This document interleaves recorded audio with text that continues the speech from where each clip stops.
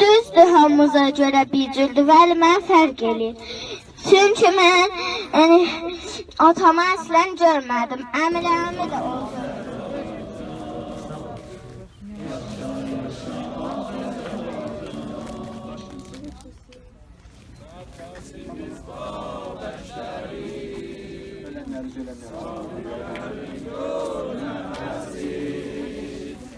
Nefesimiz babetleri, sabirlerin gör nefesi, mahrımızda yaşar bizi,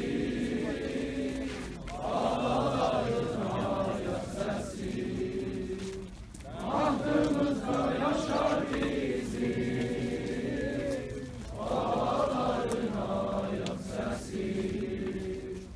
Azerbaycan, Azerbaycan, yaşa yaşa Azerbaycan, Azerbaycan, Azerbaycan.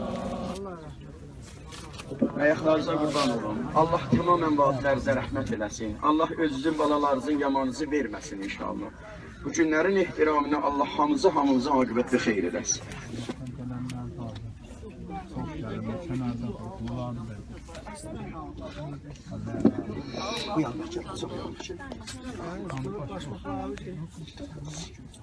Düzdür, hamımıza görə bir cürdür, vəli mən fərq eləyir. Çünki mən atamı əslən görmədim, əmilərimi də o cür.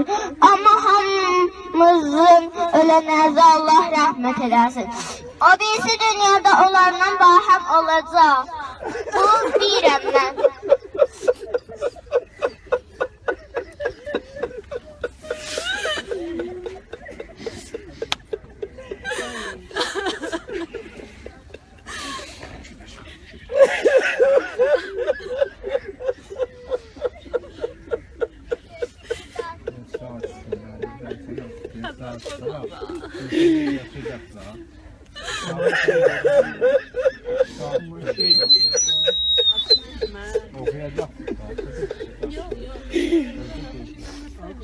Bağlar hep.